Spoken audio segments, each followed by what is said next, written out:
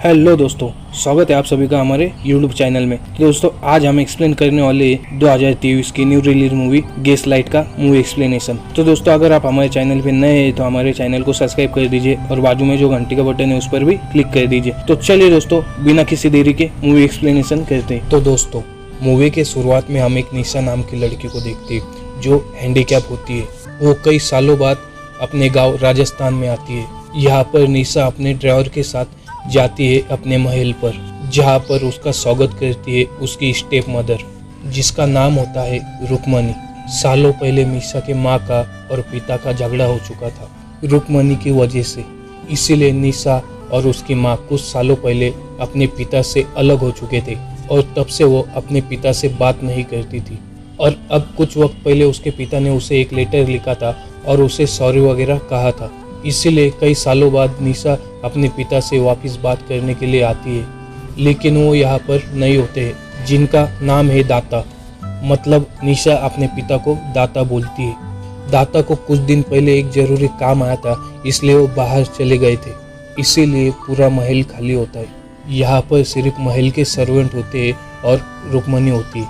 अब निशा अपने रूम में जाती है और अपने पुराने चीज़ों को देखती है, जहाँ पर उसने अलग अलग ड्राइंग्स में रुक्मणी को विलन दिखाया होता है, क्योंकि उसी की वजह से उसका घर टूट गया था। आगे वो अपने बचपन के कुछ वीडियोस देखती है, जहाँ पर रुक्मणी उसे ये बताती है कि उसके दाता उसे बहुत मिस करते हैं, इसीलिए वो अक्सर इन वीडियोस को देखते हैं। यहीं पर रात में उसे एक आवाज़ सुनाई देती है। वो किसी को चलते हुए देखती है। वो वहाँ पर उस आदमी को फॉलो करती है। दूर से देखने पर उसे वह आदमी बिल्कुल दाता की तरह दिखता है। वो उसे फॉलो करते करते एक बावड़ी के पास पहुंच जाती है और यहीं पर उसकी व्हील चेयर फिसल जाती है। वो सीढ़ियों से नीचे गिर जाती है और वो आदमी जो उसे दिख रहा था वो भी अचानक से गायब हो जाता है। और अब यहाँ पर उसकी चीख सुनकर काफी सारे लोग आ जाते हैं और डॉक्टर आकर उसे चेक करते हैं, जिनका नाम होता है डॉक्टर शेखावत। और वहाँ पर सभी को ऐसा लगता है उसे हो सकता है कि उसे हॉल्यूसिनेशन हो चुका हो। और निशा को ये चीजें अजीब लगती है और कोई यहाँ पर उसे ये भी नहीं बता रहा होता है कि दाता कहाँ पर है। दाता का फोन भी नहीं लगता है। वो यहाँ पर घर की मेड से पूछती है, पर उससे भी ज्यादा कुछ पता नहीं था। अब अगले ही दिन निशा को लेकर रुक्मणी स्क्रीन शूटिंग पर जाती है। दाता की तरफ से कपिल नाम का सबसे अच्छा स्टाफ मेंबर खेलता है। कपिल दाता से काफी अच्छा क्लोज होता है और उन्हीं के लिए काम करता है। दाता का एक फाउंडेशन होता है, उस फाउंडेशन में वो काफी बच्चों को पढ़ाते हैं। कपिल की भी पढ़ाई उसी फाउंडेशन के थ्रू कराई जाती है और इसीलिए कपिल उनके साथ में रहता है। आज कपिल का मुकाबला आरजे नाम के दूसरे प्रिंस से होने वाला है, जो मूवी में निशा का दूर का कजन होता है। आरजे यहाँ पर 2 शॉट लगाता है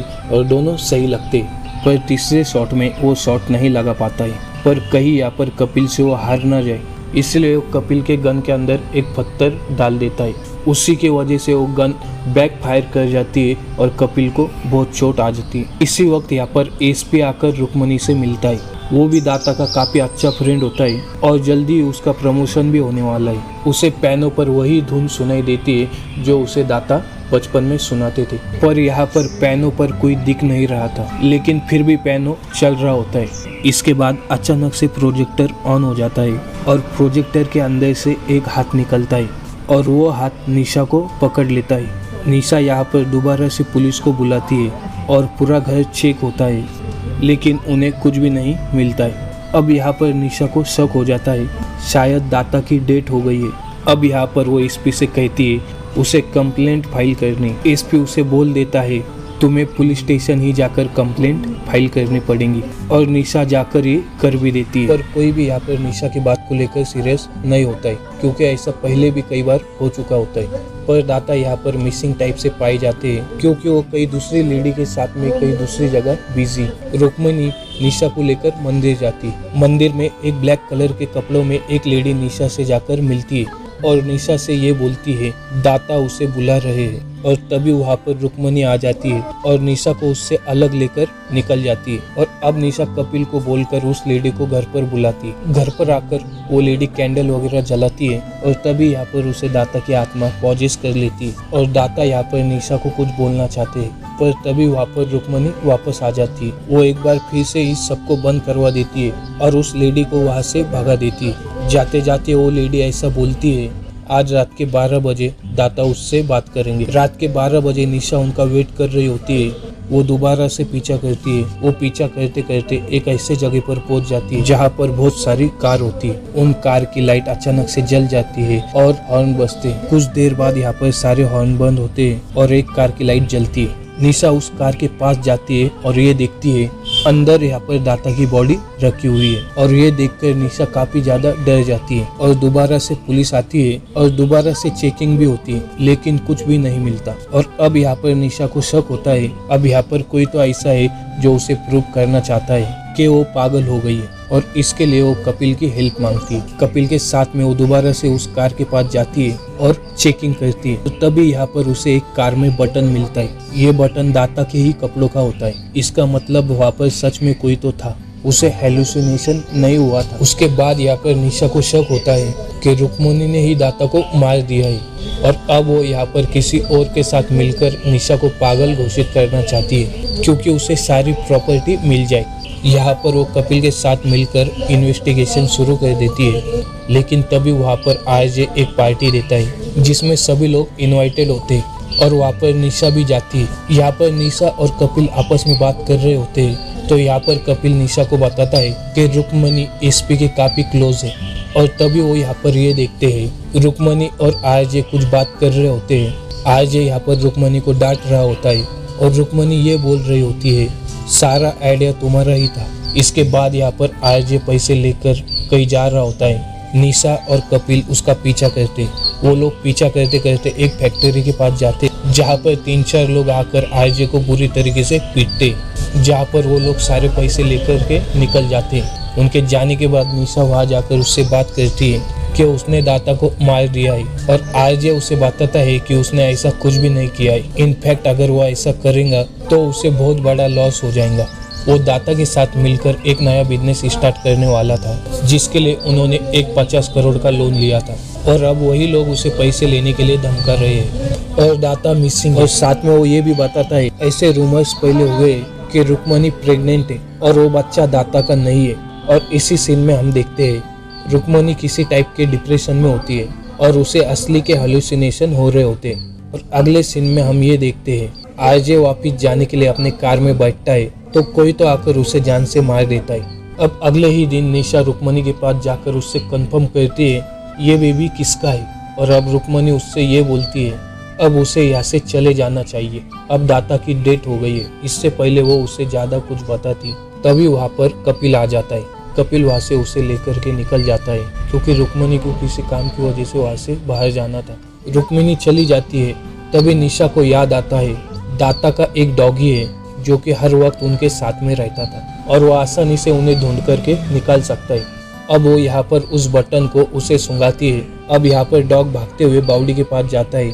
वो एक सर्वेंट को बावड़ी के अंदर जाने के लिए बोलती है और तभी वहाँ पर अंदर एक चैन से बंधा हुआ पत्थर होता है और वो सर्वेंट यहाँ पर उस पत्थर को खोल देता है। उस पत्थर को खोलते ही एक लाश पानी के ऊपर आती है जो कि दाता की होती है और वो पॉलीथीन में पैक होती है। और जैसे ही निशा ये सब देखती है वो तुरंत ही कॉल लगाती है कपिल को और उसे ये सब कुछ बताती है। इसके बाद अगले सीन में हम ये देखते हैं कि निशा एक कार में है और उसे चोट लगी हुई है और उस सर्वेंट की डेथ हो चुकी है और कोई तो है जो उस कार को धक्का दे रहा है और ये धक्का देने वाला कपिल होता है। दरअसल कपिल और रुक्मणी का अफेयर चल रहा था। ये बात दाता को पता चल जाती है और इसी बात को लेकर के कपिल और दाता के बीच में फाइट हो जाती है और कपिल यहाँ पर दाता को जान से मार देता है और दाता की लाश को पैक करके पानी के अंदर डाल देता है। और आरजे को मारने वाला भी कपिल ही होता है। कपिल यहाँ पर कार को तालाब के अंदर फेंक देता है और वो यहाँ से वापस जाकर के रुक्मणी को संभालता है क्योंकि रुक्मणी बहुत ज्यादा डर गई है और उसे हर जगह दाता की लाश दिख रही है। इसके बाद अगले सीन में एसपी आता है और वो इस केस को सॉल्व करेगा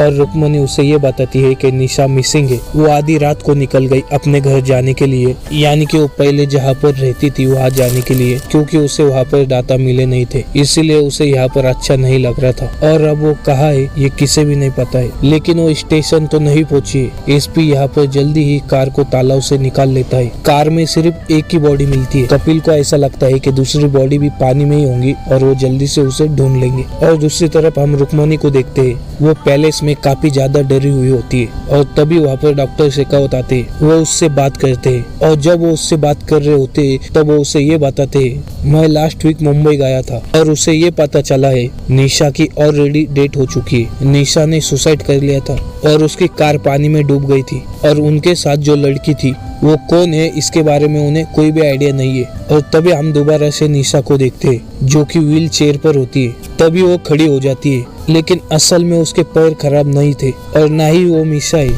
उसका नाम फातिमा होता है। और अब फातिमा अपनी स्टोरी को सुनाती है। कपिल की तरह फातिमा की भी पढ़ाई उसी फाउंडेशन से हुई होती है और वो डॉक्टर होती है। सालों बाद वो निशा को देखती है और वो उसी हॉस्पिटल में डॉक्टर होती है। निशा अपने मॉम के मौत के बाद काफी ज्यादा टूट गई होती है और वो काफी ज्यादा डिप्रेशन में थी। फातिमा उसे यहाँ पर दोबारा से लाइव देती है और उसे वो बहुत खुश रखती है। निशा डिसाइड करती है कि वो अपने पिता को दोबारा से मिलने जाएंगी और वो अपने पिता से कॉल पर दोबारा बात भी करती है और वो उसे लेने के लिए आ रहे होते। लेकिन जिस दिन दाता को उसे लेने के लिए आना था वो उस दिन आते ही नहीं है, क्योंकि तब तक के उनका मर्डर हो गया और निशा को इस बात से बुरा लगता है और वो सुसाइड कर लेती है। उसके सुसाइड करने के बाद में डॉक्टर शेखावत को ऐसा लगता है कि कुछ गड़बड़ है और दाता के साथ भी कुछ बुरा हुआ है। उसके बाद डॉक्टर शेखावत और फातिमा मिलकर ये प्लान बनाते हैं कि फातिमा यहाँ पर निशा बन के जाएंगी और पता करेंगी कि दाता को यहाँ पर क्या हुआ है। और रुक्मणी भी यहाँ पर सामने से एक्सेप्ट कर लेती है कि उसने और कपिल ने मिलकर के दाता को मार दिया था।